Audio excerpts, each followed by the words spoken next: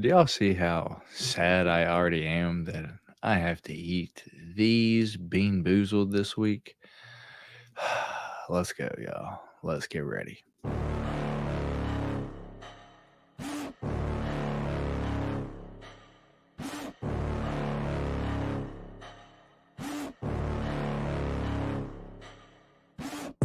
Got a monster inside of me. You better watch out if you ignite me. The road ahead of full prophecy to be the greatest beast the world has ever seen. I feed him every day like the bones clean. I feed him all the hate and he grows me. And he gets claws real big, pissed off quick. And if you cross him, you might drop dead. Metaphorically, of course, settling this war. Never getting bored, loves the blood and gore. Always wanting more freedom from the source. They don't really understand until they feel the force apart. And if you start shit, you'll be heartless in the darkness. Torn apart quick, you left scars ripped. You'll be chewed up and discarded. And this world ain't right, won't accept it. Negative energy, I expect it. Once it's in your mind, it's infectious. So fight for your life and reject it. You better give me space, I'm protective. My adrenaline spikes when I'm threatened. And if you stay in my way, I'm aggressive. Cause when there's no exit, I'll kill when I'm desperate.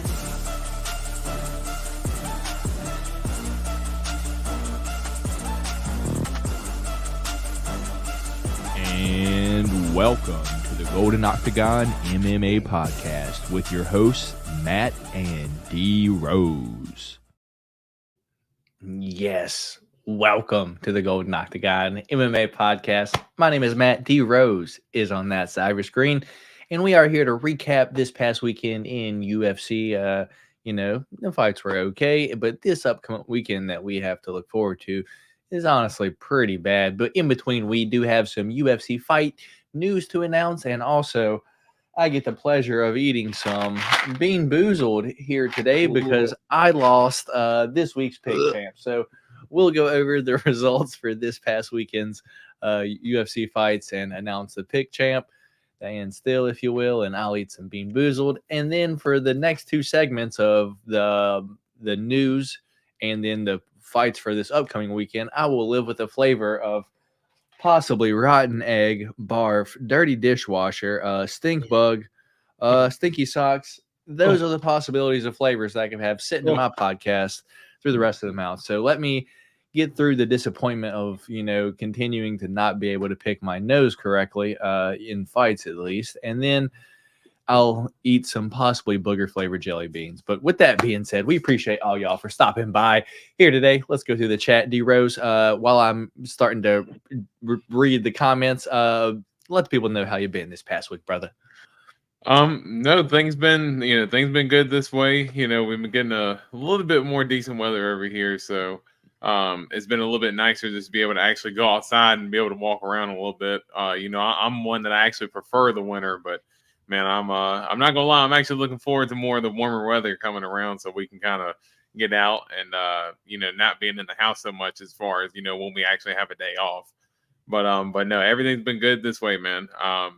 Bets weren't too bad this weekend as I showed you. Brandy Brown, I was pretty heavy on him round 3 or decision, and that first round KO it kind of burned me, but I ended up backing myself up with a couple of money lines with him as well. So didn't burn me too bad, but could have had a lot better weekend had he had just waited till the 3rd round for that knockout.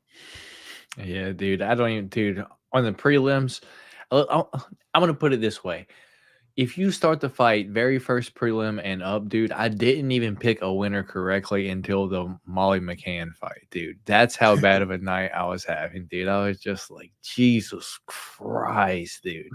It's like, I don't even know if I've ever, dude, I was opposite clean sweeping my own bets, dude. It's just like, what the hell, dude? On just money line parlays, dude, just X. It's like, how does this even happen, dude? But dude, there's nothing more gut wrenching than when you were like absolutely positive on one. You're like, oh hell yeah, this is money, and then like it just absolutely all falls apart. As you said, you got a 3-leg and it's all 3 red X's.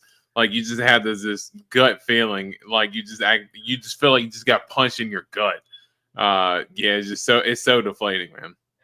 Yeah, but with that being said, no one cares about what happened to me. Let's get into the chat. I'm caring about what y'all are thinking. Another Golden Wednesdays with the boys. Shout out the loyal Lush Maine, the motherfucking guy. Appreciate you stopping by, Lush.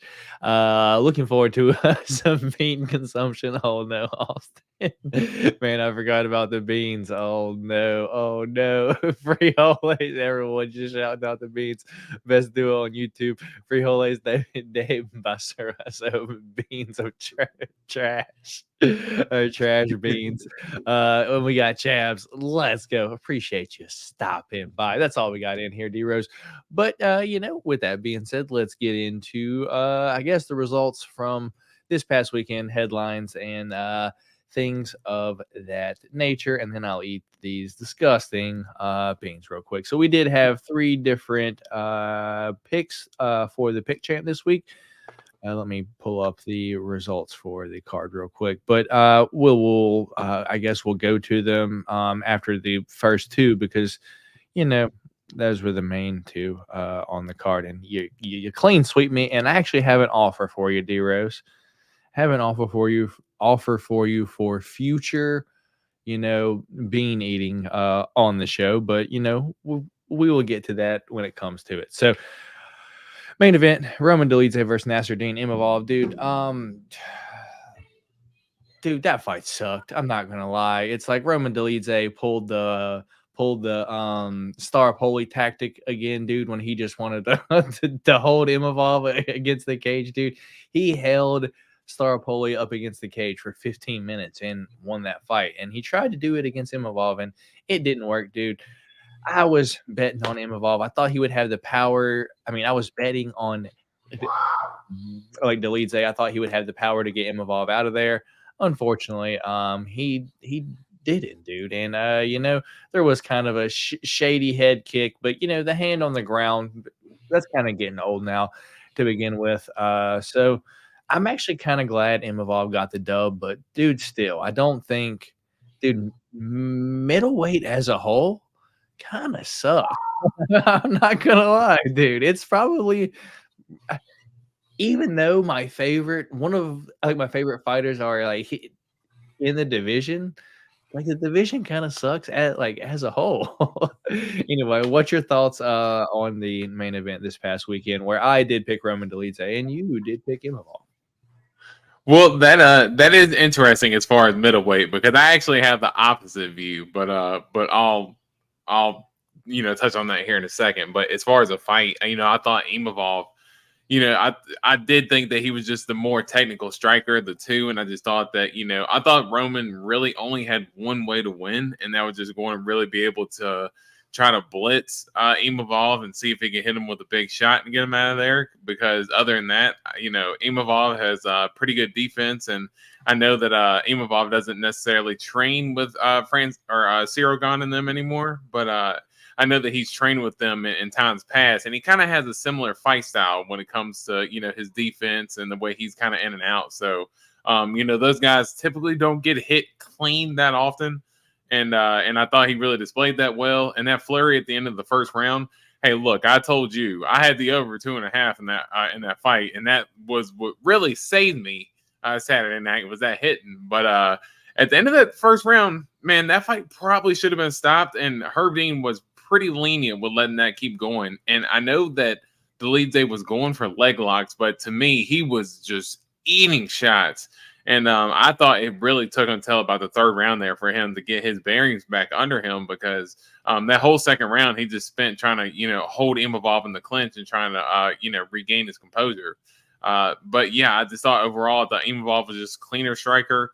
The 47-47 scorecard was wild. I thought you could maybe say Dolidze won the round that he got head kicked in, because that was the one where Imavov was going to end up losing the point, so that could be a 10-8 round. But other than that, yeah, I thought that was a clean sweep for Imavov for the most part, and a good performance to keep him going. Fight was kind of boring, but I thought he had to do what he had to do at the end of the day, and I thought it should have been stopped in the first round. So I thought Imavov did what he had to do to get the dub, and good performance for him. Fair enough. You know who that judge that scored the 47-47 was? It was Ron McCarthy, right? Yeah. John McCarthy's son. Indeed. And he also scored the fight versus Jared Gordon, that first round for Patty, dude. So that dude is just, he's just absolutely nuts. I don't think he knows what he's watching to begin Yeah. with. He probably has that job because he is Big John's son, dude. And that's it. That's the only reason why he has that job. But no, I think. yeah. But no, I was going to say. I think middleweight. No, I think right now middleweight has like a little bit of steam going because they have just a lot of parity going on right now in the division. Just champions have changed hands. It was Alex, or it was Izzy, Alex, Izzy, Sean, Drekus. So like the division's kind of it's been wild because there hasn't been one consistent champion for the last few years now. But I think as far as a whole, you got Bo Nickel, you got Hamza who moved up. As I said, Drekus is the champion, and you still have guys like Izzy and Robert Whitaker as well. So, and you got guys like Brendan Allen who are on the come up. You see Joe Pyfer coming in this weekend. So, I mean, they're in a weird spot right now. But I think as far as the young up-and-coming talent in that division, man, middleweight's going to be fun over the next couple of years, man. I think they got a lot of talent in that division that's going to be some of the best in the sport. And yeah, they've been putting a lot of it on display over the last few weekends, and I think it's because they believe in the division right now. Yeah, I think top 5 is good, dude, and then dude, 6 to 15 is just like, oh, dude. I feel like a lot of these dudes I feel like Bo Nickel could beat a lot of 6 to 15 right now, and he's not even ranked. That's kind of what I'm saying. Like, it's just like the depth of it isn't there. Like, it's just like, dude, these are ranked, I think, 8 and 12, and it's just like, dude, they look like, I can't believe that was the main event this past weekend, dude. It was just like, Jesus, well, like, what are we watching? Well, it's the perfect Apex main event, though. You got to say that. I mean, dude, but that's what these next like 10 weeks are like Apex fights, dude. Apex middleweight, right, dude? Jesus Christ. Anyway, let's move on. Anyway, you picked that one correct in one of our 3 different fights for pick champ. Our next different one was Renato Moicano versus Drew Dober, and dude, I feel like that fight could have gone either way, to be honest, dude. Like, I feel like Drew Dober kind of knuckled Moicano up, and what Moicano did was just hold him, like get him down and hold him there. Like, I feel like that one could have went to Drew Dober, but that's just my personal opinion. But I did pick Drew Dober. D-Rose did pick Renato Moicano, and Renato Moicano does win the fight via decision. What'd you think about the fight, D-Rose? I thought Renato Moicano won the fight. I didn't think Drew Dober won, but he was, as you said, he was knuckling up Renato Moicano, giving him the beats. I know the bruising around his eye was from a headbutt. It was a clash of heads when Renato Moicano went to shoot. But overall, yeah, Drew Dober was giving him the beats early on, and but Renato Moicano, as you said, really his wrestling was just top control, especially there in the 3rd round. I thought in the 1st round he did it just to kind of like save himself, and he had started kind of working some ground and pounding there at a certain point. So, and he was trying for submissions. So I could give him that in the 1st round, but in the 3rd round, he was literally just holding on for dear life. Drew Dober, kind of had the leg lock, or he had one of Renato Moicano's legs locked in between his. But Renato Moicano had no sense of urgency to do anything at all. Like, he was completely content, just staying in top position, riding out the last 3.5 minutes of that round. And he also did, just enough to win the fight.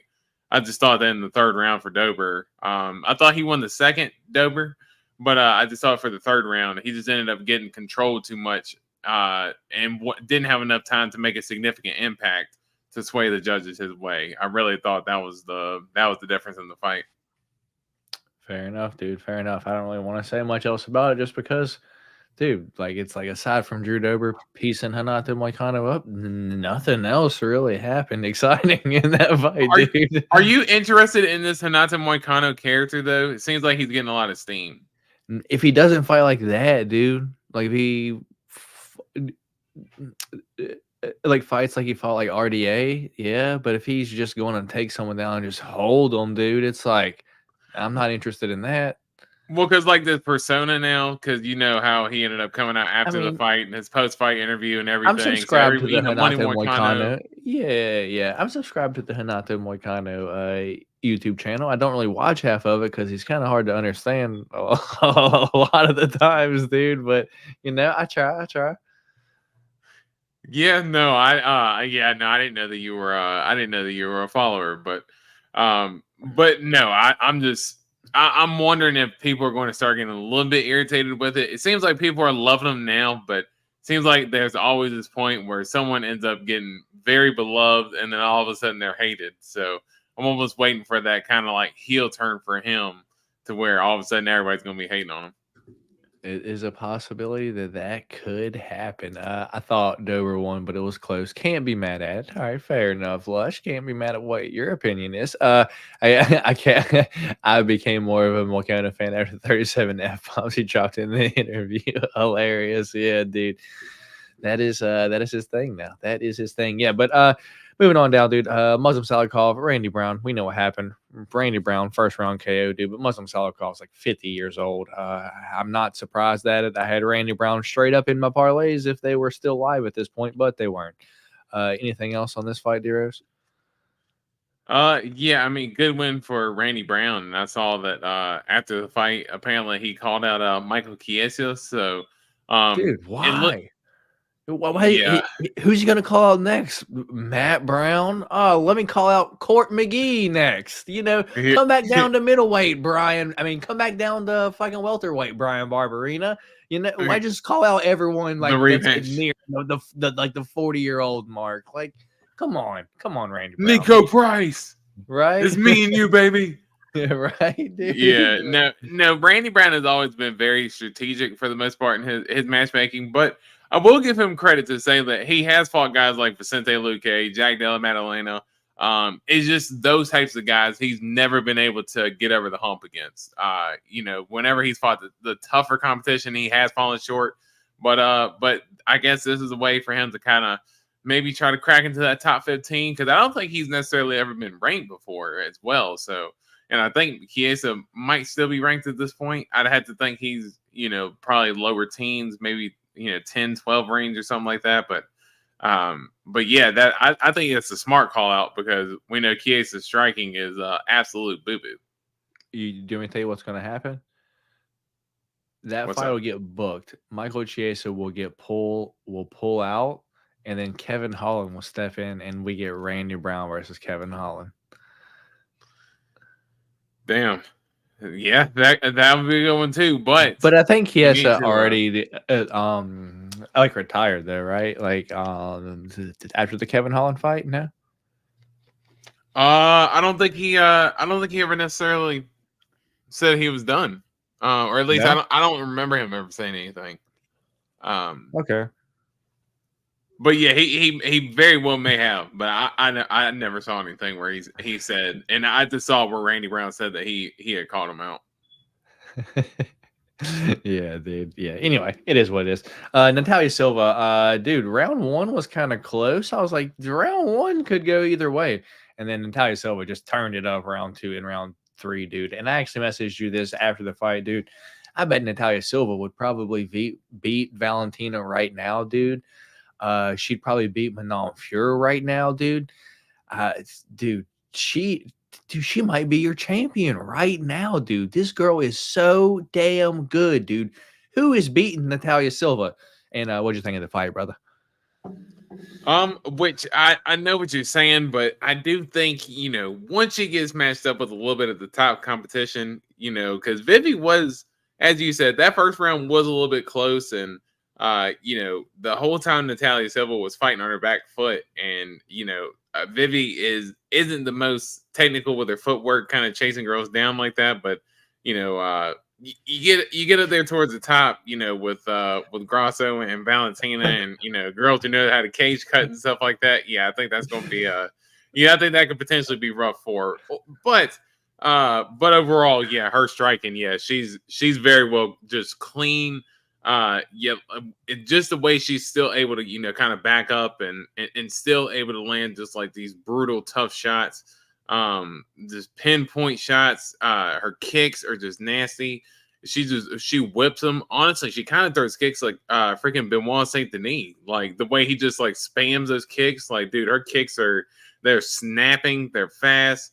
Yeah, she's super sharp. So yeah, I am excited for her to get matched up towards the top. But yeah, I pumped the brakes just a little bit on saying that she could be the champ right now, because she's still a little bit younger where she's and she's still growing. So but she's getting the proper matchmaking to propel her way towards the top. So and kind of sharpen her skills at the same time. So and I she is going to be somebody to look out for, but I don't want to say she'll beat the champ just yet. I'm surprised you didn't mention your girl. With your like little tag right under you and all, dude. Yeah, yeah. Well, that was left unsaid for Aaron Blanchfield. That was the wrestling. If put Natalia Silva up against a wrestler, and we'll see how that goes. If Blanchfield's spamming them takedowns, that's a tough thing to go against. I guess we'll see, dude. Ipoke happened in the Kizria fight, so I guess we'll see him next year sometime, because he fights like once a year. 11 seconds into it, Charles Radke knocked out Gilbert Abina, dude. I mean, Gilbert Abina must have a lot of bets. Yeah, mine. I did not bet that fight at all. I'm glad I didn't.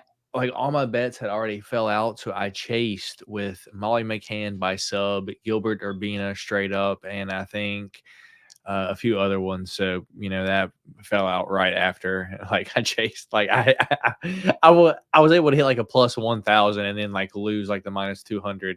That's also in the parlay. It makes no sense. I was like, I'm just doing this. Like, why didn't I just bet it straight up? Why? Yeah, that's why I even said it when you sent it. I was like, oh man, if you only had it just did that straight up, because that was a hell of a call to get the submission combo too. I was like, oh man, I was sick for you. Yeah, dude, it is what it is. So that happened, and then anyway, so Molly McCann defeats the Annabelle Beater round 1 submission. Azat Maxim loses his O to none other than Charles Energy Johnson. Then Magarembo knocks out Pete Rodriguez. 32 seconds in the first round, dude. Pete Rodriguez might get cut, dude. Blake Builder loses to Jiyoung Lee, dude. Jiyoung Lee is big for 145, yeah? Big guy. Yeah, big dude, man. He's got sharp hands. And then the last one, dude, the one that makes me have to eat the beans. Luana Carolina versus Julia Stolyarenko, dude. Ugh, I'm already upset about it. I picked Julia Stolyarenko. D Rose picked Luana Carolina there. Yeah, and dude, I thought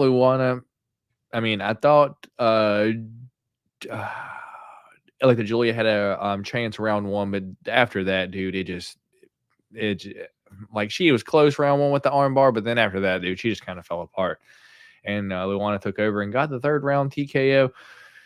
Markel Medeiros, Landon Quinones, dude. I thought Landon Quinones may have won that fight. That's why I was a little bit confused by that decision, but I didn't. I don't know if you saw that one. And Thomas Peterson, Jamal Pogues, dude. Who would have thought Jamal Pogues could just stop the takedown and stand back and just jab up Thomas Peterson for all 3 rounds? Because that's basically what happened, dude. Anything else on the prelims that you would like to talk about before I eat whatever comes out of this box, Theros?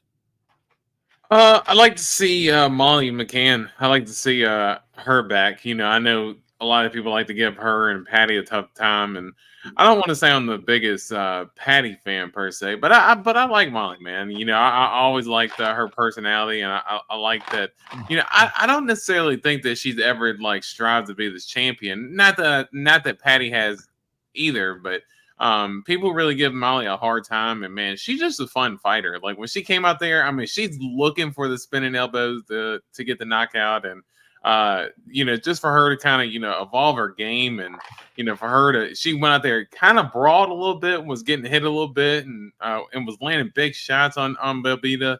And for her to kind of evolve her game and take her down and get the arm bar for the win. I mean, who would have thought, besides yourself placing that bet on that parlay instead of straight up, that Molly McCann was going to get a submission, dude. I mean, that was that was sharp by her, and that was a good performance.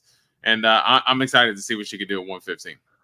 Yeah, dude. Me too. She looks good down 115. Shredded, dude. Shredded. So, with that being said, our 3 different picks this past weekend were Luana Carolina, Julia Stoliarenko, where G Rose picked Luana Carolina and I picked Julia Stoliarenko.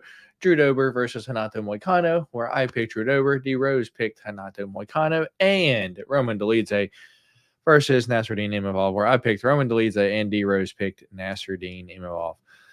D Rose, for future endeavors, I'm not doing it this week, but I want to offer it up to you. If you get a clean sweep, so 3 on a fight night, 5 on a pay-per-view, I believe the loser, if you get a clean sweep, should have to eat 3 beans. I almost feel like that's fair. Like, you'd even get 1 right, your ass this week. You need to eat an extra bean. And that's coming from a person that's the loser. We got D Rose. You haven't opened yours yet. I have 3 unopened boxes and an opened one. But that's only for a clean sweep, though. I mean, what are the odds I'm gonna clean sweep you? So here it goes, D Rose. Open it up. Oh shit! I dumped out a lot of beans here. So let me. I dumped them all. Let's get the 3. Let's get. I fucking dumped them. I fucking dumped them all back in here. Here we go. All right, here we go. I have 4 in my hand, so I'm trying to. All right, so let me get this one and this one out. I have a red one and a blue one. And I'm putting back a brown one and a red one. So I guess that's for future endeavors. So our first one could D Rose, man. Oh, shit. The one that I got last week not last week, but like the last time, that was Old Bandage or Pomegranate.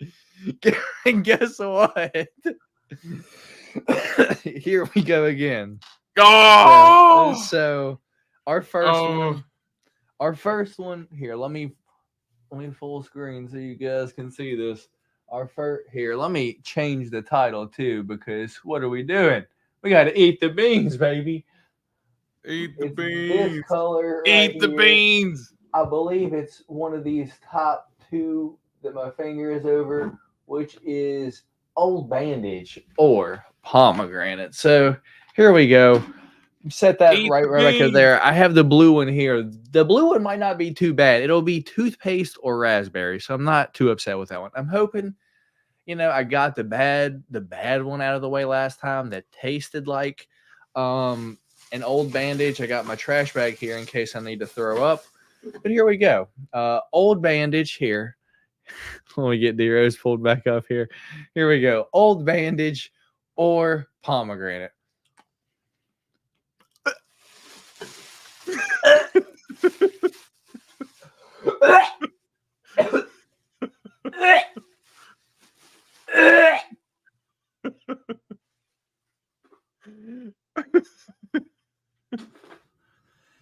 I gotta be honest, D Rose.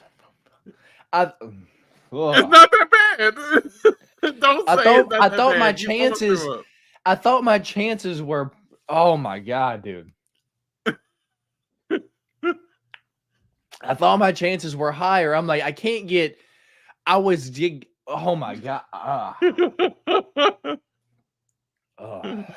Dude, I thought my chances of getting, if I got the same color right now, dude, there's no way that it could also be the same one that I got last week. I've already got that flavor, right? Oh, this one has to be pomegranate. Fuck no. You got old fucking Band-Aid again, dickhead. Oh my god, dude. Dude, my mouth tastes like an old rubber shoe. It literally tastes like, do you know the plastic part on a Band-Aid? Imagine you chewed on that, and that's what it fucking tastes like, dude. Oh my god. I hate this. Why did I agree to this? Austin said must be pomegranate. Dude, now I have a flavor. Dude, it just tastes so bad in my mouth, dude. All right. Well, this one, the only blue one. Well, at least I'll get a fresh toothbrushing out of this because this one is either here. Let me go full screen because this one is not awful. This one is blue, and so our options over here are on the bottom are either toothpaste or blueberry. So, I need to fucking brush my teeth after this goddamn bullshit anyway. So, you know what? It is what it is. If it is toothpaste, I'm going to just eat it because I would love to get this shitty ass flavor of old plastic out of my mouth. So, it's toothpaste flavor, D-Rose, but guess what? It's better than old Band-Aids, so I'm gonna fucking eat, dude. It literally tastes like I squirted toothpaste in my mouth right now. Yuck. But that one, honestly, isn't bad. It's not bad.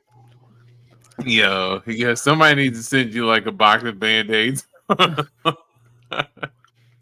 Like, since you love to snack on them, here you go, partner. I heard you like bandages.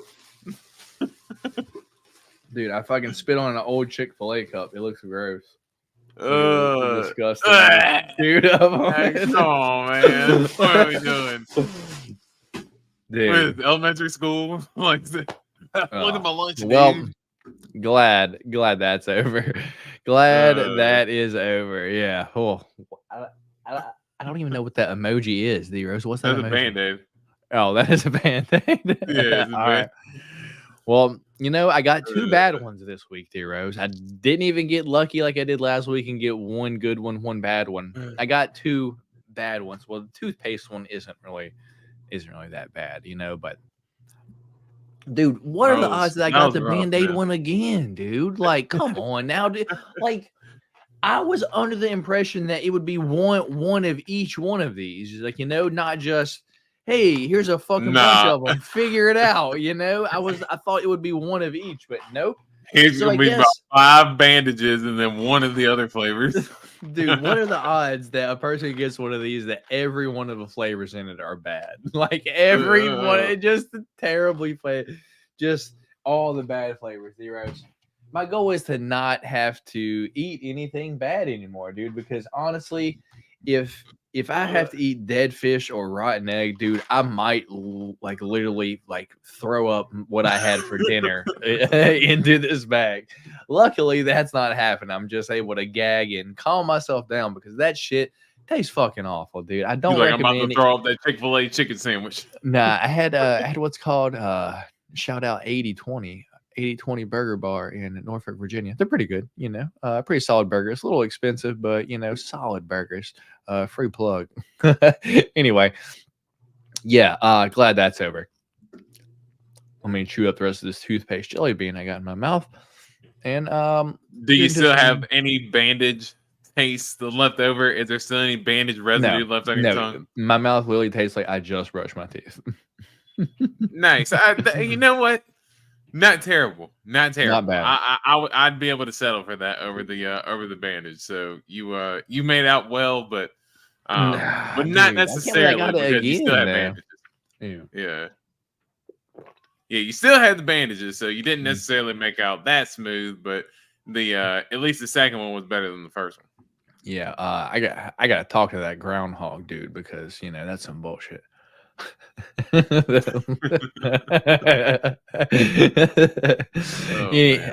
Anyway, dude, let's jump into our UFC news and fight announcements, dude. Actually, not a lot, dude. Maybe Dana gonna have to oil himself up for UFC 300 because he has not announced it yet. Sorry, I'm like, it's okay, Derek. Appreciate you stopping by, brother. You are you are in for it. If you want to rewind about 5 minutes, brother, you missed the beans, but just in time for the picks. Yeah, indeed. So let's get into our news and fight announcements. But as I said, not a whole lot this week, D-Rose. So it'll be rather quick. We'll get into our picks for this weekend. So we left off right here last week, Cameron Simon versus Peyton Talbot. And then after that, here we go. Vitor Petrino versus Tyson Pedro. Looks like UFC going to feed Tyson Pedro to Vitor Petrino. Can't wait to bet Vitor Petrino in that fight. D-Rose, what's your thoughts here? Yeah, I'm definitely going to moneyline Petrino and a couple parlays and maybe even try to do by submission and another one as well. So yeah, I think Tyson Pedro, he is sharp. Well, you know what? It depends on the line. Because if it's a big line, if Petrino is like minus 300, I will say that if he's like minus 300 or something crazy, I have seen Tyson Pedro put dudes out before. So if the line gets too crazy, but if it's like minus 180 Petrino, yeah, I'll definitely take that. Fair enough. Fair enough. What's going on, Jay Wolf? Just in time. Yeah. If you don't want to see me almost throw up, you are just in time, dude. I just now ate the beans and it tasted terrible. But anyway, up next we do have Austin Lane, the eye poker, or the guy that gets eye poked, going to be taking on John. I don't know who that is, dude. We're moving on. UFC fight. Okay, so that's all the results from this past weekend. That's terrible to see again. Dude, I have to ask you this. Does this dude look like his face and his body are two different colors, dude? Like at the weigh-ins, it looked like he was like wearing like makeup, or he had like the bodybuilder paint on, but like in the octagon, it was the same way, dude. It just looks odd. Like his face and his body are two different colors. Like his body almost like he got like sunburn on his body or something. It's crazy. Dude, but just his body. It's weird. Anyway, our next fight announcement, we do have Caio Borralho taking on the Bear Jew, Paul Craig. UFC 301. That's going to be in Rio de Janeiro, D-Rose. What's your thoughts on that? Paul Craig. Craig. That fight could potentially be boring. Yeah. So, yeah, there's a very good chance that Paul Craig's going to keep going for submissions. Caio Borralho is going to avoid him. And are you still tasting the? Nah, yeah, I just had a drink of cherry Coke, and it's like you just drink cherry Coke after you brush your teeth, dude. It's like just doesn't taste good. yeah, rough. But yeah, this one will probably be not that fun. All right. Jay Wolf saying Caio all day. Fair enough, brother. Next up, I guess I clicked the wrong thing. Well, that's results anyway. That's them Garimba. Dude, yeah. And our last one, dude. Matt Schnell versus Steve Erceg. Got to go Steve Erceg here, and that's even if Matt Schnell makes it to the fight. What's your thoughts on this one, D-Rose? Did we not see that Matt Schnell was cut from the UFC? I could have swore I like at one point in time that like after his last loss that I could have swore he was on like the removed from UFC list, but maybe he wasn't, and I'm just thinking this out, and being crazy, but no, Steve Erceg should be able to get the job done. Matt Schnell, he's a fun fighter. He's a willing fighter, willing to go out there and take damage. But I think that's a little bit too much of the problem is that he ends up taking too much damage and getting put out of there. Fair enough. So it looks like we are both on Steve Erceg early on. But D-Rose, that's all the fight news and announcements that we have for this week since last week. But I'm sure right after the podcast today, Dana White will pop on Instagram and be like, "Hey, y'all, I know we do matchmaking on Tuesday, but here on what's up, guys? Dana White here from the UFC matchmaking headquarters here, and working here to announce it." And we know the Golden Octagon MMA podcast just now ended. So because of that, I'm going to give y'all the UFC main event for UFC 300. So they got to wait until next week to announce it. And then you can't say anything about it until another full week. So with that being said, we're going to go Alex Pereira versus Tom Aspinall is going to be the main event. But also on the card, we got Dricus versus Israel Adesanya. That's my prediction. But then the main event is going to be Conor McGregor versus Michael Chandler versus Nate Diaz in a triple threat match to the death. All right. Anyway, let's get into the picks for for this upcoming weekend. Oh my goodness, dude. These fights for this upcoming weekend. Yeah, as I said, I'm gonna be traveling across the state. I might stop by and say what's up to you while I'm over there, D Rose, but I'm gonna be pretty much watching these fights while I'm driving. So probably just listening to them for the most part. Just hoping that I can probably win some bets along the way. But as I said, the fights aren't the best anyway. So with that being said, we have UFC Fight Night Hermansson versus Pyfer taking place at 4 p.m. East Coast time. We do have 14 fights, or at least as of right now, we have 14 fights. I'm sure at least one or two will fall off before Saturday. But in the main event, we do have Jack. Well, that's a lady. We have Jack the Joker Hermansson taking on Body Bags B Joe Pyfer. We do have Dan 50K Ige taking on Andre Touchy Feely. We have Ihor Pateria taking on Robert Bridgecheck. We have Brad Tavares taking on the Hobo Cop Gregory Rodriguez. We've got Michael Johnson taking on Darius Beast Mode Flowers, not Marshawn Lynch, but Darius Flowers. We have Rodolfo Vieira taking on Armin Petrosian. Doubt that fight happens. We do have Trevin Giles taking on Carlos Prates. We've got Timothy Kumba taking on Balaji Oki. We've got Loma Lukbumi taking on Bruno Brazil. Devin Brown Bear Clark taking on Marcin Prokniau. We've got Jeremiah Wells taking on Max Payne Griffin. We've got Zach Palga taking on Bogdan Guskov. Dude, what is this card? We've got Hyder Emil taking on Fernie Garcia. And then Daniel Marcos taking on Arichi Lang in the first fight of the night. Curtain jerker, if you will. So, with that being said, what's your thoughts on the card as a whole, D-Rose? Yeah, it's a rough one. Yeah, it is definitely it is definitely a rough one. That is for sure. Yeah, that's about as best as I can say it. All right. So, well, here we got we got Lush gifting a membership here on the channel. So I don't know who actually got it because it goes to a random person, but shout out the loyal Lush Lomain donating $5 of his own money. So someone in the chat right now can be a member for a month. So shout out Lush Lomain. And whoever gets the membership, make sure to thank Lush Lomain, for becoming a member here on the channel, because you get Change to Cheddar, which is an extra live stream on Fridays. And also you have a chance to win UFC cards as a member here on the channel free of charge if you can predict a fight. And then at the end of the month, I do just a duck race for free UFC cards, three races, and a few members will win some UFC cards. So whoever gets that membership, make sure you say something. Make sure you thank Lush in the chat.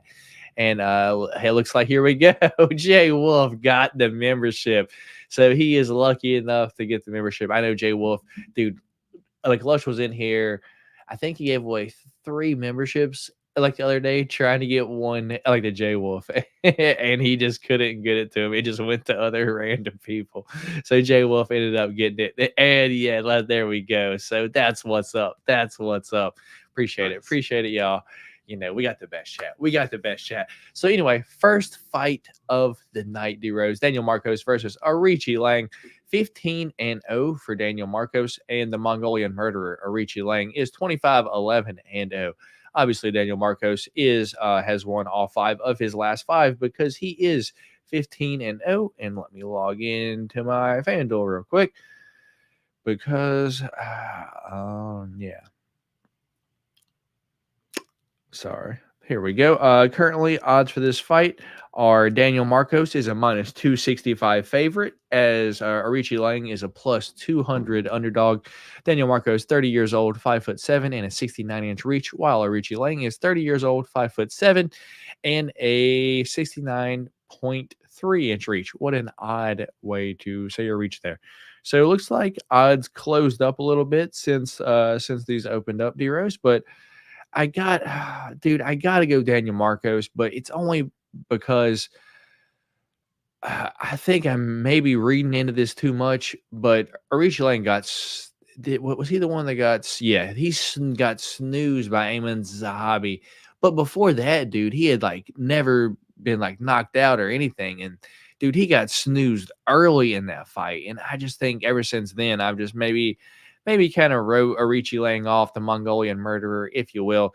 And Daniel Marcos has that shiny 15-0 record. And, just now went to decision with, Davey Grant, beat him by split decision. I know like a lot of people thought that, maybe he didn't. And before that, Simon Oliveira, that's an okay win. And then got into the UFC with the win on the Contender Series. I'm going with the shiny 15-0 Daniel Marcos to defeat Arichi Lang via decision. D-Rose, which way are you going here this week?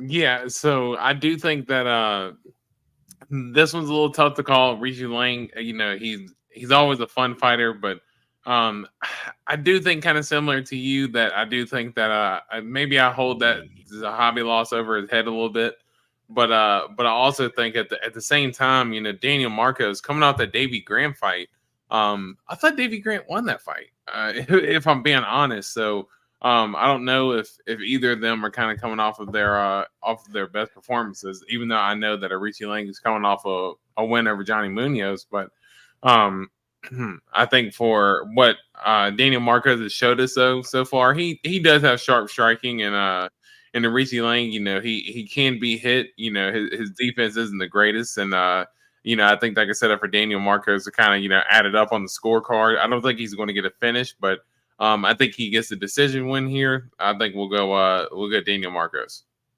All right. Me and D-Rose both on I believe it's Sriracha. Man, I can't even read. Soncora, Daniel Marcos. Me and D-Rose both on Daniel Marcos this week. But shout out Jay Wolf for dropping the $4.99, $5 donation over here. And thank you, Lush. Just a complete circle. Lush gives Jay Wolf the membership. Jay Wolf donates back, and it all equals out. I appreciate each y'all so much, for helping out over here on the channel. It truly helps a ton, y'all. It really does. Y'all don't even know. Y'all truly don't even know. And Lush, taking notes. So me and D-Rose both on Daniel Marcos here this week. So up next, we do have Hyder Amil taking on Fernie Garcia. And D-Rose, I've looked into this one quite a bit this week already, because I feel like the line could be wider, but it is what it is. Anyway, we have the Hurricane Hyder Amil taking on Fernie Garcia. Hyder Amil 8-0, won on the Contender Series against Imra Sanmez in a pretty good fight, dude. This Hyder Amil dude looks to be the business. On the other hand, Fernie Garcia is 10-4 overall and lost. Is my computer making that noise? Jesus, my computer is making loud noise. Do I have other apps open? Well, at least I can tell you for right now, I can't hear whatever's going on.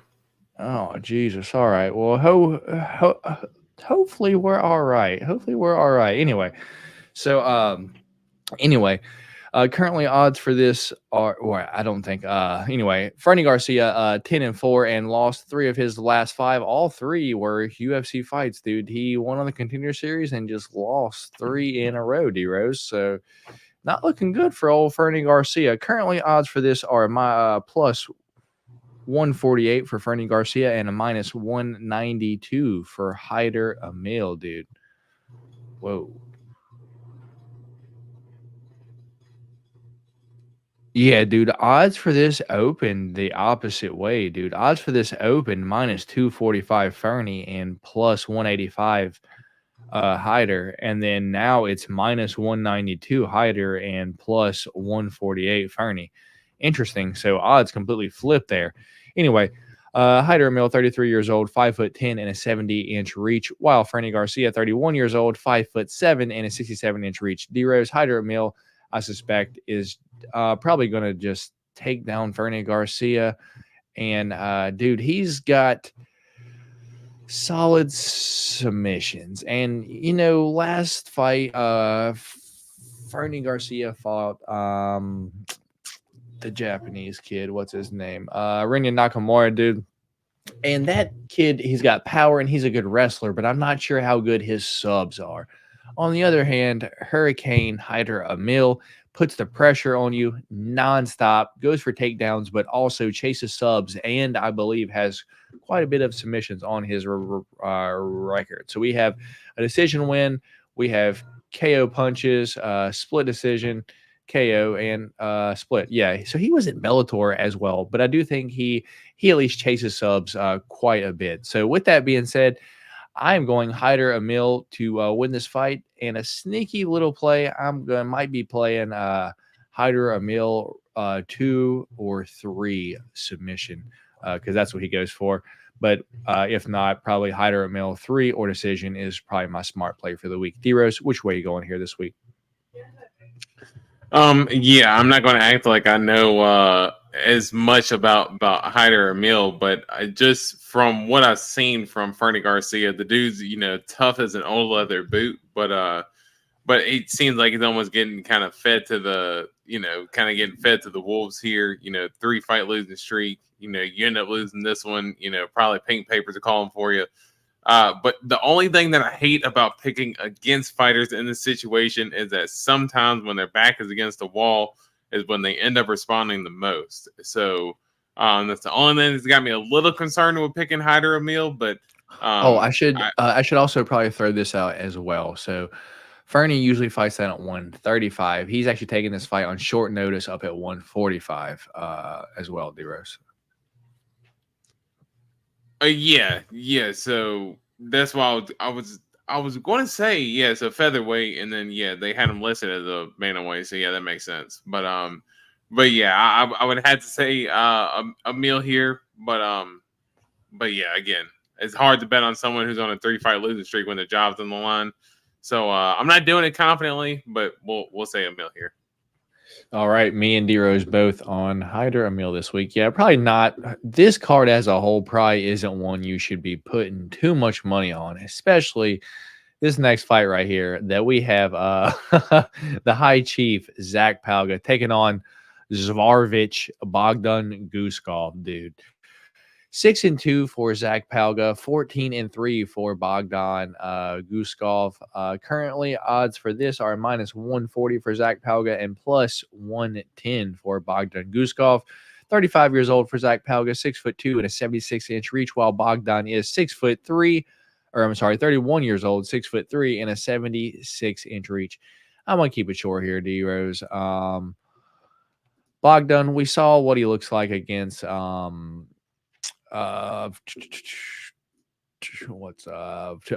Oezdemir in his last fight, and he has he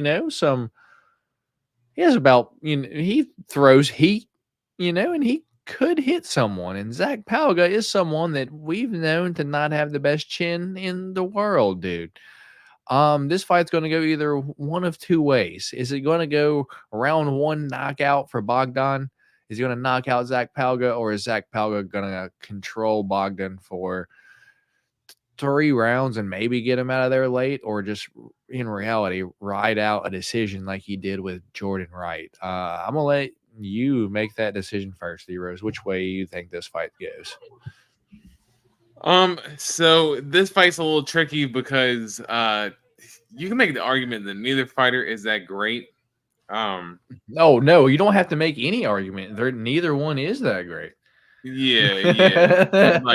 Not great at all. And for Palga, I mean, I know he came close to winning the Ultimate Fighter, but I think I've kind of religiously picked against him in each of his fights. And but the worst part is, I believe I picked Bogdan against Volkan last time in their fight, and Volkan, ended up going for the submission. The only thing that's got me a little hesitant is, if Guskov doesn't get the finish early on, I do think it's Zach Palga's fight to win. But I also think that Guskov is the more well-rounded guy. He's got the more experience. He's clearly the better striker of the two. Palga could potentially be maybe density-wise a little bit bigger, but Guskov is even listed as the taller guy as well. So I'm actually going to take a strike at the underdog here. Give me Guskov here, and let's go with the second round finish here. I think Guskov ends up getting it done, or at worst, I think he's just more well rounded. Just don't blow your wad in the first round, and I think you're just a better striker, and then can win by decision. But let's go Guskov. All right, D-Rose on Bogdan Guskov. I'm pretty much the same way here, D-Rose. I don't think Zach Palga's chin's that good. And if you can, dude, you can see Muhammad Usman throwing a punch at you for at least 4 seconds before it comes your way, dude. So if you get hit by that, you could probably get clipped by someone that's a little bit faster down here at 205, dude. And, seems to have pretty solid knockout power. So Zach Palga played in the NFL, probably had tons of concussions, dude. That button's easy to be turned off. So I'm going Bogdan Guskov, probably via knockout. Me and D-Rose are on the same one again here this week. I thought you might go Zach Palga. That's why I let you go first. I was hoping you'd go Palga. Yeah, dude, like I said, I've never picked Palga in any of his fights. So let alone I mean, I picked Muhammad Usman too. So yeah, I've never picked Palga in any of his fights. Anyway, up next we have get off my screen, Amazon. Up next, we do have Jeremiah Wells taking on Max Payne Griffin. Jeremiah Wells 12-3-1 overall. Max Payne is 19-10-0 overall. Jeremiah Wells won 4 of his last 5, but lost to Carlson Harrison via submission. Oh, that was upsetting to watch in person live. And then we had Max Payne Griffin. He's won 3 of his last 5. Last lost to Michael Morales via decision. Currently, odds for this are plus 130 for Max Griffin and a minus 166 for Jeremiah Wells. Jeremiah Wells, 37 years old, 5'9", and a 74-inch reach, while Max Payne Griffin is 38 years old, 5'11", and a 76-inch reach.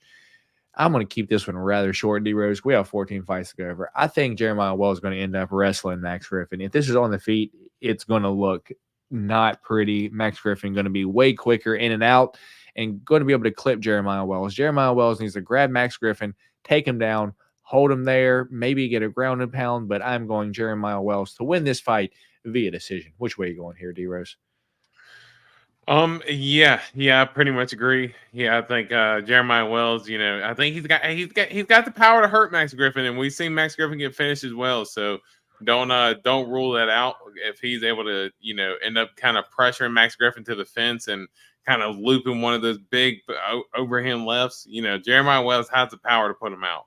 But I do think that he tries to keep it maybe not safe, but he doesn't want Max Griffin bouncing around, hitting him with that jab, hitting him with the 1-2, and keep it on the outside. So get in, make it muddy, get him on the ground, and get the win like that. So you on? I'm on Jeremiah also Wells. on Jeremiah Wells as well. Okay, fair enough. So let me stop share real quick because we got another gifted membership here on the channel. Derek Goofrey gifted a membership here on the channel. I don't know who has it, so one of you guys will, I guess, get this little icon that shows you are a member, or it'll tell you that you're a member. I actually don't know how it works. The chat will probably tell you. They would probably know better than me because I'm not able to gift anyone a membership. You guys have to. So shout out Derek Goofrey for gifting a membership here on the channel. So you guys will get exclusive Change the Cheddar here on Fridays and a chance to win free UFC cards as well. So shout out Derek. Make sure you thank him if you were the one that got the membership here on the channel. My money is on Wells. I appreciate it for letting us know, chaps. All right. So up next, we do have Devin, the Brown Bear Clark, taking on none other than Marcin Prachnio. Probably one of the worst fights on this card, dude. I like to pretty much bet against these fighters, and they're fighting each other, D-Rose. So what do we do here? 14-8 for Brown Bear Clark, and then Marcin Prachnio is 16-7. Currently, odds for this are minus 250 for Devin Clark and a plus 190 for Marcin Prachnio. Devin Clark, 33 years old, 6 foot, and a 75-inch reach, while Marcin Prachnio, 35 years old, 6'3", and a 74-inch reach. And D-Rose, I believe, just like the last fight, to win this fight, Brown Bear Clark needs to get a hold of Marcin Prachnio, take him down, because his takedown defense is ass, dude. A strong win might blow him over, dude. He just take him down, and that's how you beat him. But unfortunately, people like William Knight decided not to, dude. Yeah, but Devin Brown Bear Clark beat William Knight, so hopefully he's able to show that he can beat someone here, dude. Because if this fight's on the feet, Marcin Prachnio, I'm probably going to leg kick Brown Bear Clark and win this fight via decision. But I'm hoping Brown Bear Clark, as the favorite, a minus 250 favorite, can take down Marcin Prachnio and win this fight via decision. I'm going Brown Bear Clark. Which way are you going here, D-Rose? Yeah, again, don't want to sound like a broken record, but I think the same thing. Marcin Prachnio, he's doesn't have a great takedown defense, but he's a decent kickboxer, and he's not one that's going to stand in the pocket. He's going to stand at range, and as you said, throw his leg kicks, throw some body kicks, and throw a jab out there every once in a while, and try to keep it at his management for distance management for the fight. And Devin Clark, I think he's going to be the bigger guy. Should be I would imagine, the stronger guy, the better wrestler. He does tend to go in there and not follow the game plan sometimes. So you'll hear his dad going crazy in the corner, just yelling at the top of his lungs about Devin Clark sticking to the game plan or whatever the case may be, just trying to fire him up. But yeah, I think Devin Clark should be able to use his wrestling here, get Marcin Prachnio to the ground and get the win here. Let's go, Devin Clark.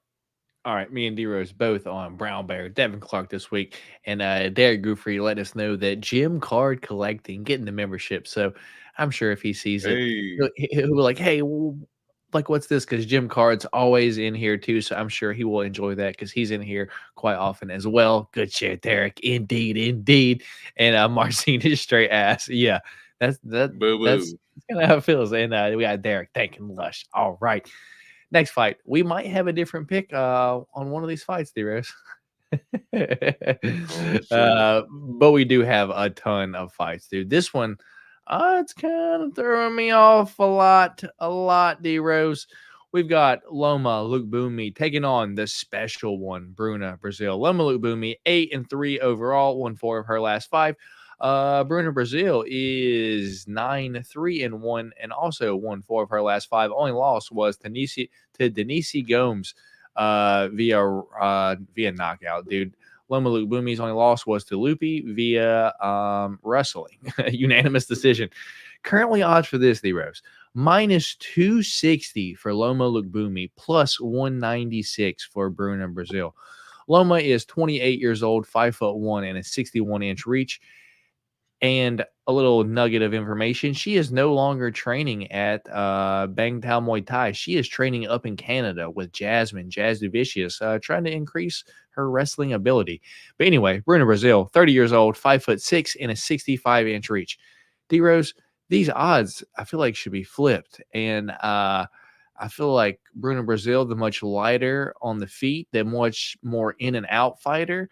And truly, I think she's probably better on the ground. Loma's got good Thai boxing, but she's got to get in close, dude. And the in and out kickboxing of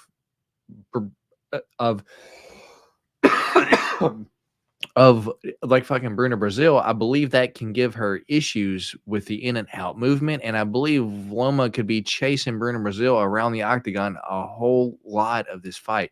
I'm a Loma Lukebumi fan, dude. But I think these odds are just wrong, man. And that being said, I am going the underdog, the plus 196, plus 200 underdog, Bruna Brazil to defeat Loma Lukebumi. And I love me a women's underdog. You guys know that. Which way are you going here, D-Rose? Man, I'm not gonna lie. I was kind of leaning Bruna Brazil, so I'm kind of. Dude, there's 14 fights. We got plenty to get 3 on, so don't worry. Let's pencil Bruna Brazil in, but So the only reason why I was a little bit reserved on picking her just straight up is because I think, Luma's, path to victory would be the wrestling. And I don't know if I've necessarily seen Bruno Brazil go up against a wrestler, but I know, a lot of times Brazilians, they do tend to not be afraid of the takedown because of their jiu-jitsu. And will she end up getting caught in a position where she's just trying to attempt submissions off of her back, but getting controlled the whole time? That's the only thing that's kind of making me scary about wanting to pick her. I'll go Luke Boomy. I'll just do it. I'll go Luke Boomy. I think she gets it in my decision. She is a -2 dude. She's a bigger favorite than Brown Bear Clark is. So Yeah. Someone thinks she has a strong path like the victory. I'm just not one of those that thinks that. So you're probably right, D Rose, but we'll see who's right this weekend. In our first different pick of the night, D Rose going Loma Lugbumi. I am going the special one, Bruna Brazil. I'll tell you, if you had went Luma Lugbumi, I probably would have went Bruna Brazil. That's how much I think this fight could potentially be like. The odds are completely crazy. So if someone is to bet Bruna Brazil, I definitely don't blame them. But yeah, I think that fight's essentially a coin flip. All right, dude. Next one is going to be a tough one, dude. We got Timothy Kumba taking on Balaji Oki, dude. Timothy Twilight Kumba is 8-1 overall. The Zulu Warrior Balaji Oki is 8-1 overall. Timothy Kumba, 25 years old, 5'9" and a 71-inch reach, while Balaji Oki is 28 years old, 5'10" and a 73-inch reach. D Rose, trying to find fights that these dudes have been in is absolutely tough. But just from what I've been able to find, I've got to go Balaji Oki. And currently odds for this are plus 250. Whoa, wait, is this? I'm not sure if this is a fight or not because I have odds for Damir Hadzovic. Okay. So that was an old fight. It was going to be Damir Hadzovic versus Balaji Oki, which is why I was like, dude, Balaji Oki going to take down Damir Hadzovic 100 times because his takedown defense is ass. He got taken down like 20 times by the Bone Crusher. So, but this fight been switched up now, and I don't think I even looked up Timothy Kumba. So, with that being said, I'm just going to go Balaji Oki just because Timothy Kumba's late notice, and we don't even have odds for this yet. But give me Balaji Oki to win this fight. But, this truly could go either way. It looks like he's stepping in short notice and up a weight class. But I guess you're probably going to go same way here, D-Rose. Yeah, just because I don't know, much about either, and not trying to risk eating beans on that type of fight. So yeah, let's not do that. All right. So up next, we do have Officer Trevin Giles taking on Carlos Prates, the Nightmare, if you will. Officer Trevin Giles is 16-5-0, won 2 of his last 5, while Carlos Prates is 17-6. Currently, odds for this are plus 200 for Trevin Giles and a minus 265 for Carlos Prates. Trevin Giles is 31 years old, 6 foot, and a 74-inch reach, while Carlos Prates is 30 years old, 6'1", and a 78-inch reach. Looks like Carlos Prates getting the Officer Trevin Giles test. Yeah, just all the UFC newcomers at 170 are getting Trevin Giles test, D-Rose. I think he passes it this week. Give me Carlos Prates to probably finish Trevin Giles because the dude's pretty much an animal. Which way are you going here, D-Rose? Trevin Giles, he's always in a fun fight. He's always down to get down. And his fights do always end up turning fun, win, lose, or draw. But I do think that Carlos Prates, as you said, dude's an absolute animal. And Trevin Giles, well, although he is a dog, does have a tendency to get finished from time to time in his losses. So I think the same. I think Prates gets the finish. Let's go knockout here. I think he gets a knockout. All right, fair enough. Me and D-Rose both on Carlos Prates this week. Up next, first fight on the main card. If y'all haven't already, do us a favor and hit that like button for you boys. We're here every single Wednesday breaking down some fights, talking some old fights, giving y'all some UFC fight news, and eating some Bean Boozled like I did, and it tasted awful. So pure entertainment if you're into that kind of shit. But we are also into talking about fights. That's my favorite part. We have Rodolfo Vieira, the black belt hunter, taking on Superman Armin Petrosian. D-Rose, we've broken down this fight like 17 fucking times. What are we doing here again? This should have Rodolfo Vieira versus Armin Petrosian 17 here, dude. Anyway, Rodolfo Vieira 9-2 overall. Armin Petrosian 8-2 overall. I feel like they've both fought way more times than that. But anyway, currently odds for this are minus 125 for Rodolfo Vieira and minus 102 for Armin Petrosian. So even fight. Rodolfo Vieira, 34 years old, 6 foot and a 73-inch reach. Armin Petrosian, 33 years old, 6'3" and a 71-inch reach. D-Rose, you're up to bat, brother. Which way you going here? I'm going the opposite, so go for it. Yeah, this it's the classic type of striker versus grappler type of matchup.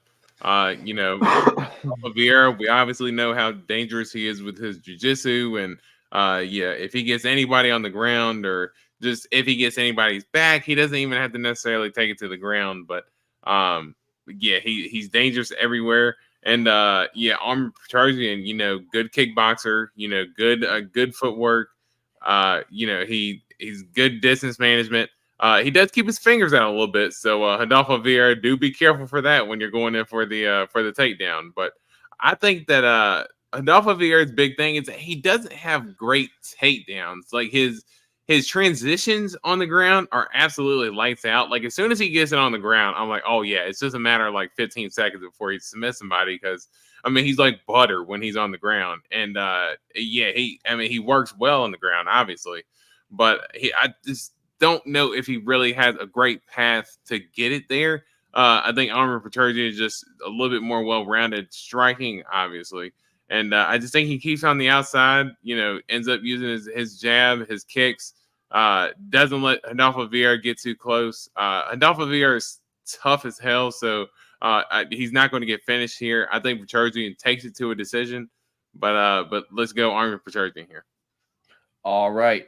With that being said, D-Rose going to Armin Petrosian. I see what he's saying, but, as D-Rose said, if he gets it on the ground, it's pretty much over, the 185-pound Mackenzie Dern, if you will. I'm going the black belt hunter, Rodolfo Vieira. I don't think this fight happens, but, so hopefully we can have a fourth one on here because this will be one of our different picks, but I suspect this fight to fall off the card this weekend because that's what happened with that fight. I don't know, the other 16 times it was booked. So I am going Rodolfo Vieira, D-Rose going Armin Petrosian for our second different fight of the night. Up next, we do have here we go, D-Rose. We've got Michael the Menace Johnson taking on Beast Mode, Marshawn Lynch. Darius Flowers. 21-19 for Michael Johnson, dude. Absolutely nuts. Darius Flowers is 12-6-1 overall. Michael Johnson won 2 of his last 5, while Beast Mode Darius Flowers has only fought in the UFC once and lost to Jake Matthews via submission, but 1-4 before that. Currently, odds for this are a minus 138 for Michael Johnson and a plus 108 for Darius Flowers. Michael Johnson, 37 years old, 5'10" and a 73-inch reach, while Darius Flowers is 29 years old, 5'9" and a 71-inch reach. D-Rose, Michael Johnson is just like, it's hard, dude. This fight's so hard to call because his past few fights, I've been picking him. And he's been win one, lose one, win one, lose one. So he should win one next. However, I don't think he's going to. I feel like he's going to end up getting clipped at some point by Darius Flowers, dude. And that the odds right now as the underdog, Darius Flowers, not a huge underdog, plus 108. I believe it's probably worth the shot, dude. And that's what Michael Johnson does, is like lose to the worst fighters and beat good fighters. So I'm going to go Darius Flowers, the underdog here, to beat Michael Johnson. Probably knock him out after losing the majority of the fight. Just clip Michael Johnson once and just knock him out, because at this point, if you know how to throw I believe it's an overhand left or overhand right, you'll probably Overhand knock Michael right. Johnson out. Yeah, you'll probably just knock Michael Johnson out if you can throw overhand right. So give me beast mode, Darius Flowers to knock out Michael Johnson. Which way are you going here this week, D-Rose? Whew, this one is a tough one because Michael Johnson, as I said, I say it all the time. Every time he fights, the fastest hands that I've seen and some of the cleanest hands that I've seen in terms of boxing, just period. But like that Justin Gaethje fight, I know he lost that fight, but dude, there's so many moments, just like his step back counters and just the way he was just setting up a bunch of those punches, dude. His boxing is just perfect. I'm surprised he hasn't tried to take up any any boxing avenues after his UFC career, but he's still wanting to rock with the UFC, so good for him. And for Darius Flowers, I thought he actually showed himself well against Jake Matthews, even coming in on short notice up a weight class. I know Jake Matthews is a former 155er, but he's a big dude, so. You can definitely see the difference in weight class when he was fighting Jake Matthews. I think that he doesn't have the volume striking that Michael Johnson does, but I just don't know if Michael Johnson, at 37 years old, I just don't know if he kind of has that type of dog in him anymore to kind of do what it would take to kind of get him the win in this position like he would in years past. He would lose 2 or 3 fights, and then it's like, oh man, Michael Johnson, he's about to get his pink papers, and then all of a sudden he knocks out Dustin Poirier, and then he's on the verge of losing. Then he goes on the featherweight and he gets on like a 2 or 3 fight winning streak. So he's always kind of flirted with that line and always had a good bounce back. But I just think at this point it's a little bit later in his career to try to pull that off. And we'll go Darius Flowers here. I don't know if he'll get the finish. But I will go. I'll go Darius Flowers here. All right, interesting, dude. I thought you might go with your guy, the favorite, the menace, Michael Johnson. But I guess you feel the same way that. When have I ever bet on like Michael Johnson for anything? I remember when I picked Clay Guida to beat Michael Johnson, and that was because I was like, man, Michael Johnson never wins a fight he should. He never does. He never wins a fight he should. He always wins a fight he shouldn't, but he never wins a fight that he should. And that's just Michael Johnson, man. All right. Up next, I guess me and D-Rose both on beast mode, Darius Flowers. Up next, we do have Brad Tavares taking on the Hobo Cop, Gregory Rodriguez. 20-8 for Brad Tavares. The Hobo Cop is 14-5 overall. Currently, odds for this are a minus 250 for Hobo Cop and a plus 190 for Brad Tavares. Brad Tavares, 36 years old, 6'1" and a 74-inch reach, while Hobo Cop is 31 years old, 6'3" and a 75-inch reach. Odds for this dude are kind of out of whack. Minus 250 Hobo Cop. Ugh. Yeah, he's on my no bet list, to be honest, and I can see him losing this fight, dude. I can see Brad Tavares staying a distance all 3 rounds and Hobo Cop trying to chase him down, throw one of those things that he tries to throw, and just not being able to get him at any point, dude. Give me the underdog at plus 190. Give me Brad Tavares to defeat Hobo Cop, Gregory Rodriguez this week. Which way are you going here, D-Rose? I think Brad Tavares, dude, tough as an old leather boot.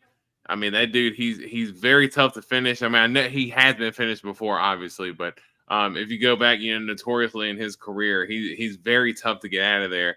I mean, he still gave Dricus, the current champ now, problem. Yeah.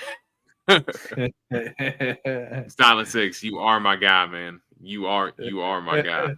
And shout out Silent Six with a $10 Australian. I don't know what that equates to American, but I appreciate it, brother, for dropping your Australian $10 in here.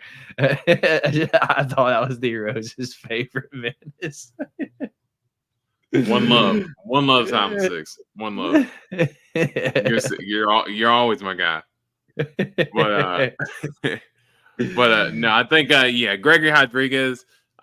If he doesn't get the knockout, it's just going to be a brutalizing beating, I think, for Brad Tavares. I think he's going to be busted up a little bit after this fight. Dude, Gregory Rodriguez is just a machine. And I think he puts a hurting on Brad Tavares, man. All right. So D Rose on Hobocop, Gregory Rodriguez, and I am on Brad Tavares. The pretty much plus 190 underdog. Hopefully I'm not relying on that one to have to eat the beans this week, dude. Because I'll pick I'll pick this one if you can break it down, and I'll pick it. I'll pick first. All right. Up next, we got Ihor Potieria versus Robert Bridgechek. So Ihor duelist Potieria 20-5 overall, lost 3 of his last 5, while Robert Bridgechek is 17-5 overall, won all 5 of his last 5. Currently, odds for this are a plus 158 for Ihor Potieria and a minus 205 for Robert Bridgechek. So Robert is the favorite. Ihor Potieria, the underdog. 27 years old for Ihor Potieria, 6'3" and a 75-inch reach, while Robert Bridgechek is 33 years old, 6 foot, and we don't have a reach. All right, D Rose, what do you got to say, brother? In this one, it's gonna be tough, but man, I think I'm gonna go Ihor Potieria here because it equates to about 78 cents American. You're welcome, boys. That's what I get on the big jobs. Well, either way, brother, dropping your hard-earned money over here, listening to us talk. We truly do appreciate it, man. So, thank you a ton. Whether it's $1, 78 cents, hell, even a penny, it's pretty much more than what YouTube would have given me to begin with. So I appreciate you either way, brother. You're a true gentleman. Yes, sir. Yes, sir. The man, Silent Six. But yeah, I'm going Ihor Potieria here because from what I'm looking at for Robert Bridgechek, that he's actually coming up from 185. He's going to be the smaller guy. Not really too much on him in terms of stats or anything like that, but he's going to be the older guy. I think Potieria in his last fight, I know he was a Gaston Bustelo or Bellato. Bellato. Rodolfo Bellato. Yeah. In that last fight, I know that he lost, but man, he had moments in that fight where he had Bellato hurt and potentially could have gotten him out of there. And I thought that Potieria, I know he's had a little tough matchmaking, but he is a big dude and he's an explosive striker. So I think him being the younger guy, and he's not taking this fight on short notice like he did against Nikolai Negumereanu or anything like that. So let's go Ihor Potieria here. All right, I'm gonna keep it short. I'm also with you, same way, but mostly because I don't know a ton about Robert Bridgechek. I need to look a little bit more into him this week. This wasn't one of the fights that I looked into a ton, but as you said, moving up, probably short notice. And as you said, Ihor Potieria did, kind of impress a little bit in his last fight. So I will be on Ihor Potieria as well. So up next, co-main event time, we've got Dan 50K Ige taking on Andre Touchy-Feely.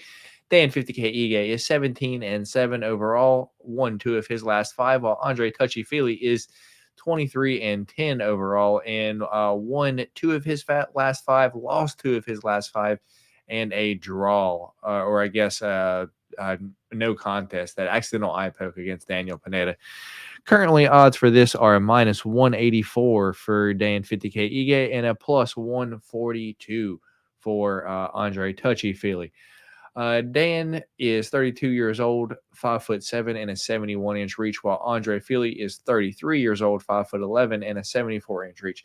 D-Rose, why am I having such a hard time figuring out who's going to win this fight or even making a pick who's going to win this fight? Because I could easily see Dan clipping Andre and just putting him out, dude. We've seen it happen to Andre like before, but I could also see Andre, just winning 3 rounds, keeping the fight at distance, just picking apart Dan Ige, all 3, and just winning the fight like that, dude. I'm kind of having a hard way here. Which way are you going here, man? Yeah, the crazy part is that aren't both guys taking this fight on short notice. I have no idea. Yeah, I believe both of these guys are taking this fight on short notice. I believe Dan Ige posted I believe I saw a post from Dan Ige stating a couple weeks ago. It was like 2 or 3 weeks notice that that they basically accepted this fight against one another. So I'm going to be curious to see where they both come from in terms of their cardio and how they look and how they tend to manage their energy. But for me, I just think the power advantage. I do, and Ige for me, I just think he's a cleaner boxer of the two. Now Andre Fili, he's trained with Team Alpha Male, so he has that wrestling background. He very well could try to. Though.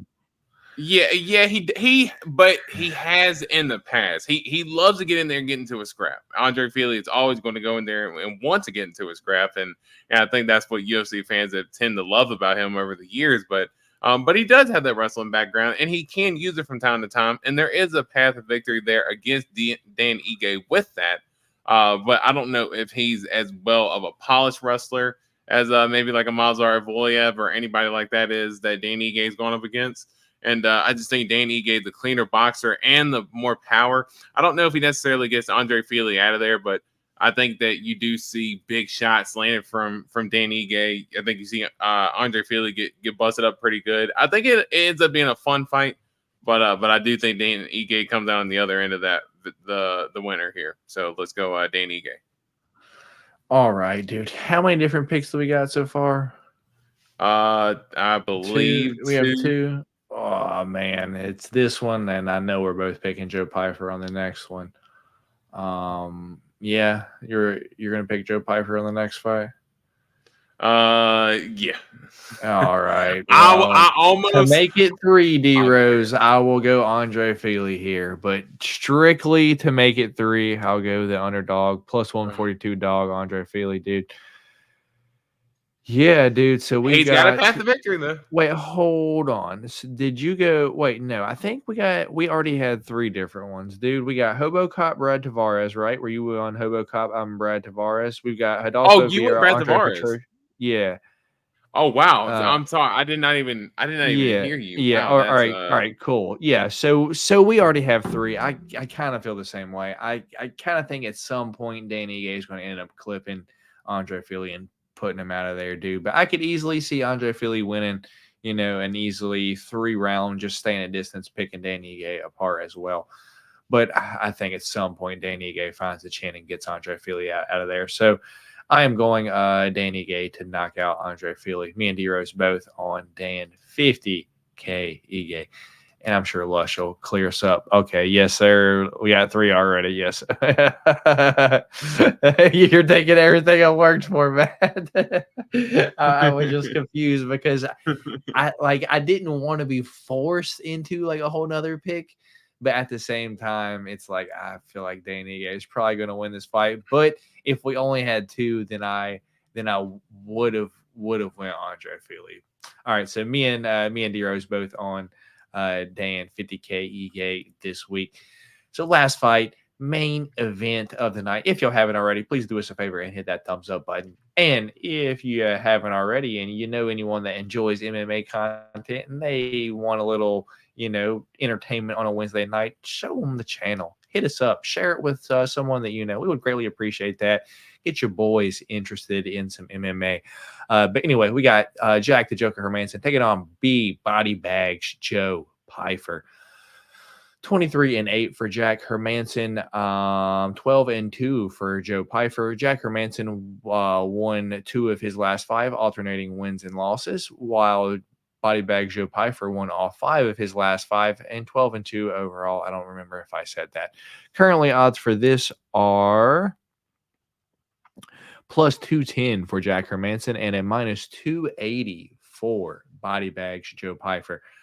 Jack Hermansson, 35 years old, 6'1" and a 77-inch reach, while Joe Pyfer is 27 years old, 6'2" and a 75-inch reach. D-Rose, I'm guessing Joe Pyfer going to probably end up knocking Jack Hermansson out in one of the first 2 rounds this week, brother. Which way you going here? Yeah, I was going to say Jack Hermansson earlier in the week because I you know how the UFC page will post, some of their older fights and I was able to go back and watch some old Jack Hermansson highlights, and I was like, man, he does have a lot of good advantages to him.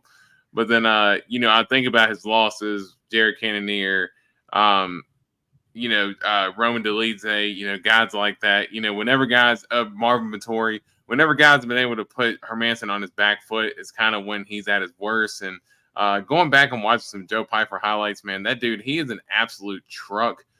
He hits like a tank, but he doesn't actually go out there, and he's not a wild man. He's very precise with his shots. He's not going out there.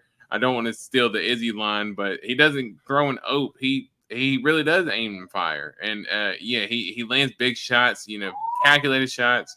And a lot of times, dudes with pressure and big power against Jack Hermansson typically get the job done, and that's the path to victory.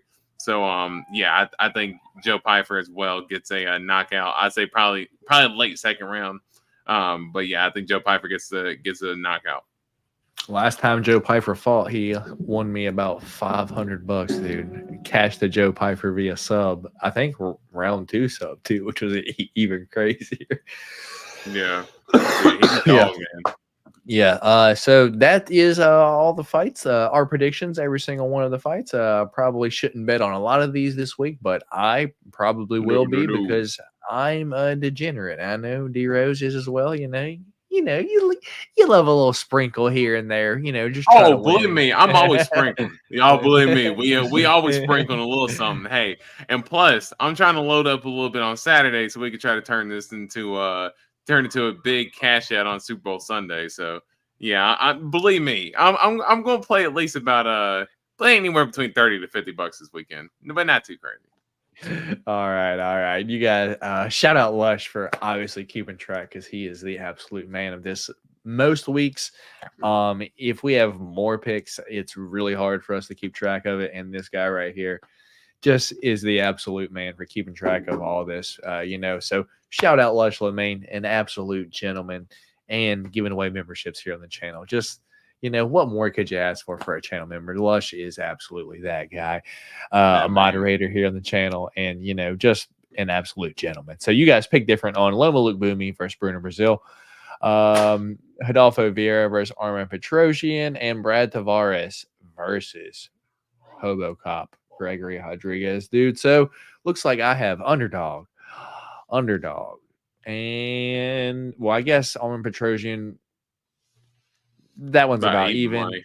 Yeah, and then I got a pretty big underdog. I got 2 pretty big underdogs, minus 200 or plus 200 or more underdogs, and then one that's about even. So, dude, am I gonna have to eat these beans again next week? Oh gosh, I don't know. Let's not get too far ahead of ourselves here.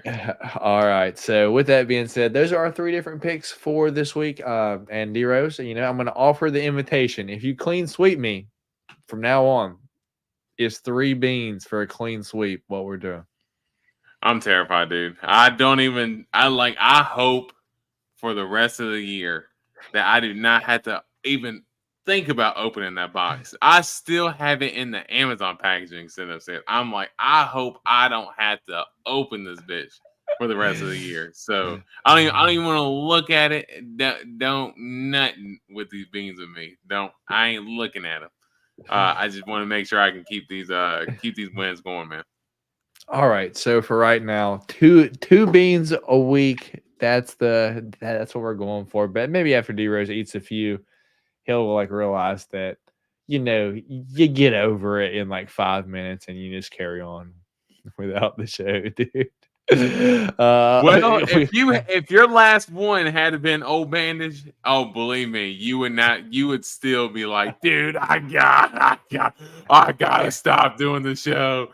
We got D Rose, you gotta take over, man. Come on, bro. You guys throw a single shot at me on the screen so you can try to get yourself together.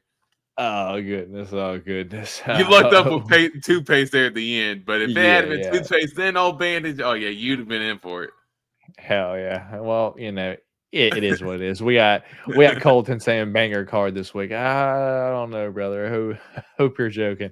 And then we got, you guys want to know your picks record for the year, dude, if you have that, Lush, that would be Oh perfect. shit. But don't let us know yet. Don't put it in the chat yet.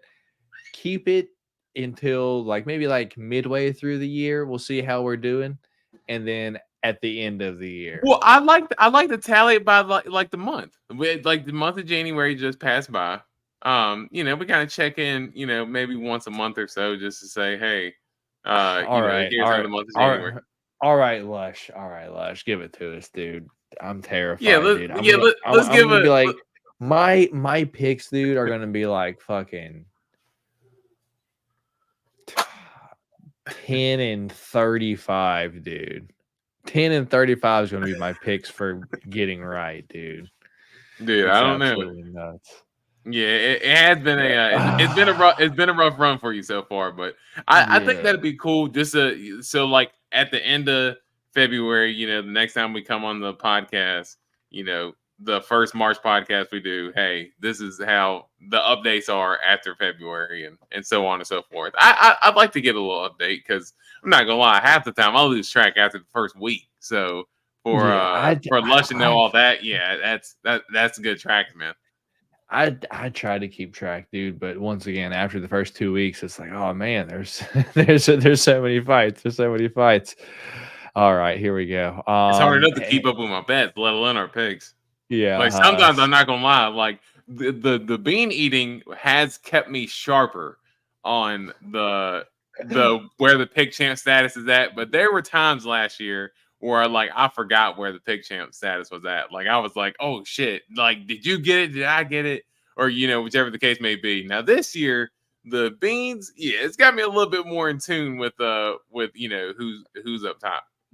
All right, so here we go. Lush has everything for the year. I have 14 dubs and 21 losses. So I've picked 14 fights correctly and 21 incorrectly. And D Rose has picked 23 correctly and 11 incorrectly. So we're about flip flop there, D Rose. We are about flip flop. But I don't know. We have one draw apiece. Lush, is that every fight or just the ones that we picked different on? Because I kind of feel like there's been a ton of fights, but your time I think that's for just the ones will we picked come. different for the pick champs. Yeah, I would have to think. Look, D-Rose, your time for the beans will come. Nah, I don't even want to look at them. They still sit in the Amazon package and they gonna stay right there. He says all fights. Yeah, I mean, there has only been 3 cards like this year, so that's like 35 fights. Yeah. So I guess that makes sense. Since dude, Lush, you are a true trooper, dude. Because after like 5 cards, you're like, what the fuck, dude? It's absolutely nuts. So hopefully you have like a notepad or like. Dude, after 5 fights on the prelims, I'm forgetting our pick orders, dude. Let alone all that, dude. So shout out to Lush for keeping up with all that, man. Like I said, the dude, he is that dude, man. Dude, Lush, you have no clue how often I have to go back to the podcast, find where it says this on the podcast, and I listen. I was like, all right, what was our picks? And I know where it's at when I see Lush's comment on the screen. Like, all right, what was our picks for this weekend? And so this past weekend, I was like, fuck, I got to eat the beans after I went back to listen to the podcast. So I truly do appreciate it, Lush. You are an absolute gentleman for doing that, and you help out a ton, dude, a ton. And you got some cards on the way, brother, for just being a member here, one, and for being an absolute gentleman. I threw a football one in there as well. But yeah, D-Rose, we've been on here an hour and 38 minutes now. I'm not going to hold up any more of your time. You got anything to say before we get out of here, brother? No, man. Good pod, and yeah, let's go eat the beans. Eat the beans, baby. Yeah, you're wanting to eat the beans next week, apparently, dude. So hopefully you get your wish, dude, and you get to eat the beans next week. But yeah, with that being said, if you guys don't know, Catch me here Friday for Change the Cheddar. I'll be giving you all my bets. Maybe D Rose will join me. Maybe he won't join me. Who the hell knows? But yeah, I'm gonna give you any bets that I have, and then all of our members here on the channel will have a chance to win a lot of UFC cards. I try to include fighters that are fighting, so you'll probably have some Joe Pyfer cards, maybe some Jack Hermansson cards, maybe some Dan Ige cards. I'll see what else I got to throw in there as well. But aside from that, yeah, that'll be Friday, Change the Cheddar, probably around 10 p.m. And then, yeah, Monday recap will be happening Monday, and catch us right back here next Wednesday to recap the fights, and then, you know, do what we did today again. So we truly do appreciate each and every single one of you for stopping by, hanging out with us here tonight. Hit that thumbs up button on your way out if you haven't already. My name is Matt. D Rose is on that side of your screen, and we will catch y'all next week. We appreciate you, Lush. You are the man, dude. And Austin, looking forward to the next show. Appreciate y'all. I'll catch y'all Friday. See y'all later. Peace.